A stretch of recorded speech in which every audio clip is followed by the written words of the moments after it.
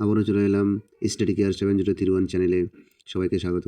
আমরা ক্লাস 7-এর আজকে অঙ্ক শুরু করবো। প্রথম ক্লাস 7-এর দেখতে পাচ্ছ তোমরা এই পুরো ওটার সমালোচনা। আমরা ক্লাস 7-এর যে আজকে আমরা করবো এই যে কোর্সে দেখি 1.1 এর অঙ্কগুলো দেখতে পাচ্ছ তোমরা। 1.1 অঙ্কগুলো চলো এগুলো শুরু করি। তোমরা ভালো করে দেখবে, অসুবিধা হলে কমেন্ট করে বলবে আমাকে।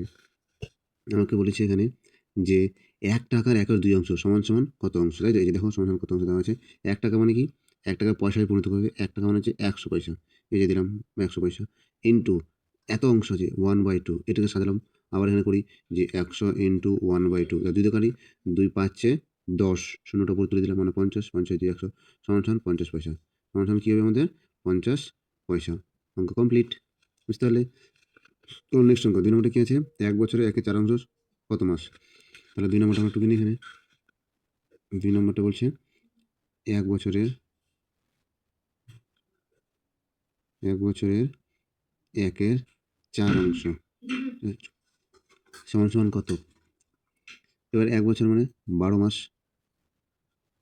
12 মাস 1/4 অংশ বলছে। ঠিক আছে, এবার আমি কী করবো? আমি এই যে 12 মাস ইন্টু 1/4, তাহলে 4 3 3, 3 মাস। অঙ্ক কমপ্লিট। চলো নেক্সট বলছে 3 নম্বরটা কী বলছে? যে 4 টাকার 5/8 অংশ সমান সমান কত? তার মানে কী লিখবো? 4 টাকা মানে আবার চলো 400 পয়সা পয়সায় পরিণত করবে। 4 টাকা মানে 400 পয়সা, আমরা সবাই জানি। ইন্টু 5/8, তাহলে 8 5 40, শূন্যটা উপরে উঠে দাও 50, তাহলে 5 5 25, এটা বেরোলো পয়সা। ঠিক আছে, এটা 100 ভাগ করে দিলে কত হবে? 2 টাকা। 2 টাকা 50 পয়সা। 2 টাকা 50 পয়সা হয়ে গেলো। ঠিক আছে, দেখে না সবাই একবার। খুব সুন্দর অঙ্ক।